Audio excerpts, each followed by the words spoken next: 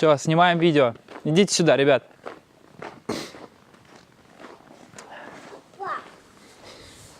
Вот так вот сейчас мы вас тоже в кадр. Ну, сейчас скажем привет. Привет! Это Медведев. Рад, что ты решил потратить время на просмотр моего блога. И сегодня я попробую подвести некоторые итоги года вдали от города, где хорошо, свободно дышится. Поехали!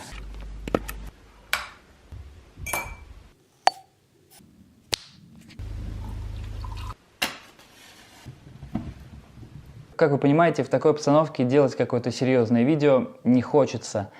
Поэтому здесь будет просто поток мыслей для тех, кто по какой-то причине подписался на мой блог. Спасибо им за это. И поехали. В этом году я решил вернуться на YouTube. После нескольких неудачных публикаций в 2016 году я подумал, что стоит попробовать еще раз. Мало ли вдруг что. Тем более, что мне есть что сказать, а говорить в пустоту не хочется. Хочется, чтобы кто-то мои мысли слышал. Так что сейчас их слушаете вы. Короче, год получился сложным. Год получился сложным как для общества, в котором я живу, так и для меня лично. В России началось ужесточение социальной политики, которое началось с повышения пенсионного возраста, затем было повышение налогов. К этому добавилось повышение цен на бензин, к этому же добавились санкции Запада. Все это вместе, все в кучу, непонятно, что от чего зависит, что из чего вытекает. Народ все это дело принимает крайне остро, крайне нехотя. Да еще и чиновники некоторые вконец разучились держать язык за зубами и говорят такие вещи, от которых у всех волосы дымом встают. Поэтому можно с уверенностью сказать, что в 2019 году крайне важно будет то, как наше общество будет справляться с теми трудностями, которые перед ним нарисовал год 2018. И сказать это можно будет только тогда, когда это произойдет.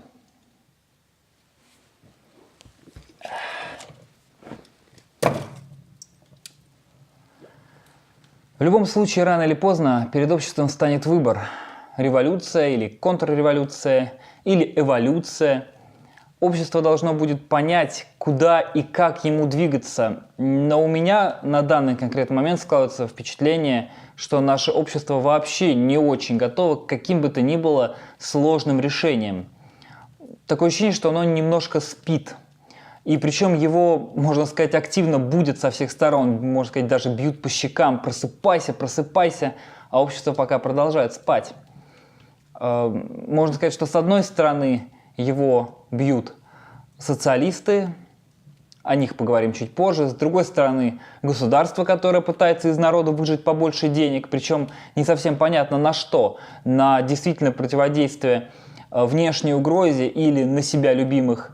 Оппозиция, в свою очередь, пытается вывести народ на улицы под каждым удобным предлогом, то есть просто по каждому поводу. Неважно, что повышение пенсии, снос там.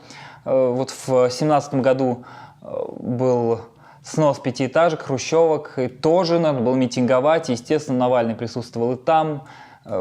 Главное, больше митингов. В общем, наше общество испытывает большое давление со стороны, но пока оно спит. Впрочем, можно сказать, что в какой-то степени общество начало просыпаться, но спрогнозировать точно, как оно будет просыпаться, достаточно сложно. Дело в том, что в современном обществе, и опять же 2018 год достаточно ярко это показал, очень сложно строить какие-то прогнозы и очень сложно читать какие-то прогнозы и анализировать, потому что большая часть инфоповодов – это именно инфоповоды, это просто информация ради информации, которая создается ради прочтения и просмотра.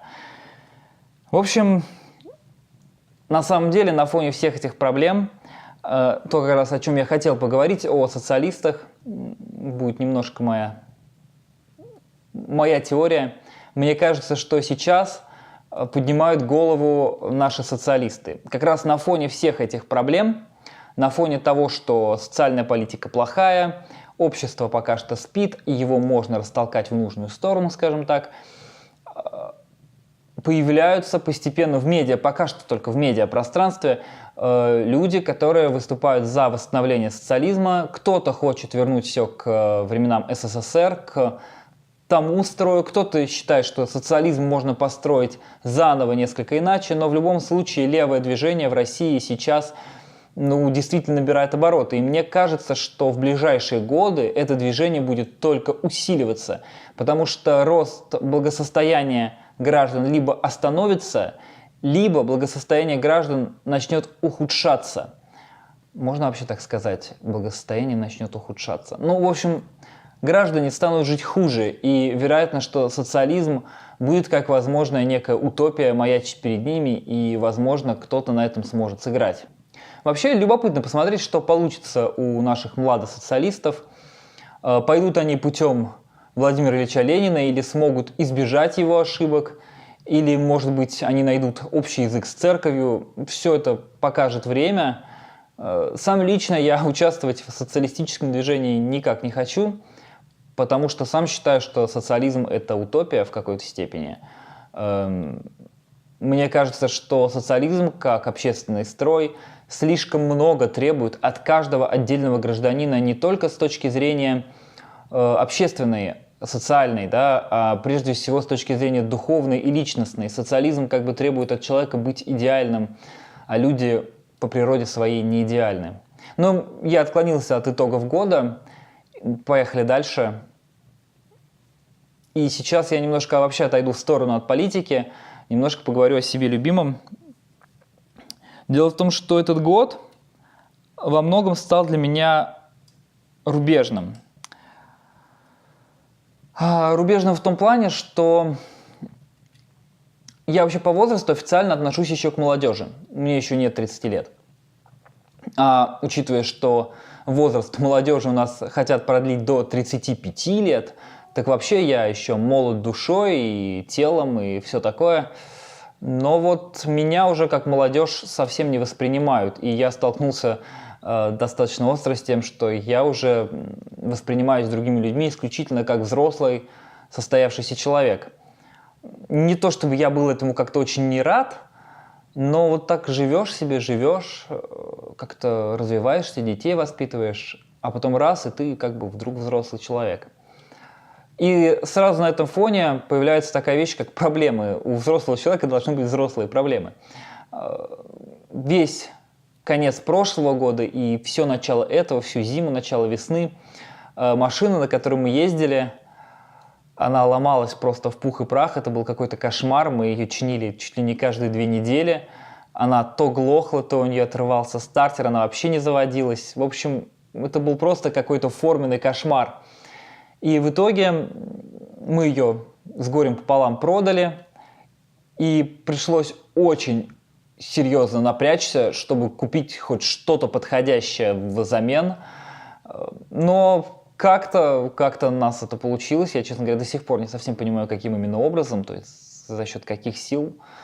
Но так или иначе, уже в начале осени у нас получилось съездить на море. Мы в первый раз поехали на море с детьми. Это такой новый опыт. До этого момента мы опасались таскать детей в автомобильное путешествие, потому что казалось, что они очень маленькие, они не выдержат и не выдержат акклиматизации на море. Но в этот раз мы решили, что все, надоело сидеть дома, надоело сидеть в средней полосе, мы хотим на море. И мы поехали, как говорится, взрослые люди, море по колено. Ничего удивительного в этом, конечно, нет, учитывая, что море-то было Азовское. Но можно сказать, что этот опыт был успешным в любом случае, несмотря на то, что поездка оставила смешанные впечатления. Тем не менее, стало понятно, что мы можем, это здорово. Но здесь меня подстерегала еще одна взрослая проблема. Даже не знаю, как сказать.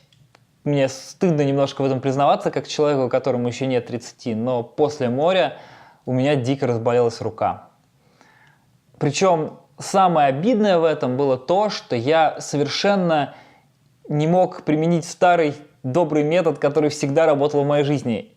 Ляг, поспи, и все пройдет. И прошло 5 дней, прошло 10 дней, а ничего не менялось. Рука как болела, так и продолжала болеть. Я с большим трудом двигал этим плечом. И в итоге я сходил к врачу, занялся лечебной гимнастикой. Пришлось достаточно много усилий приложить к тому, чтобы эта рука снова начала работать. Ну, как много усилий? 2 или 3 месяца лечебной гимнастики, и все стало нормально. Но, в общем, вывод простой: старость не радость. Какие, собственно, итоги я бы хотел подвести по поводу 2018 года? Мне кажется, что наше общество взрослеет. Мне кажется, что, несмотря на то, что оно пока спит, оно становится старше, оно становится более зрелым.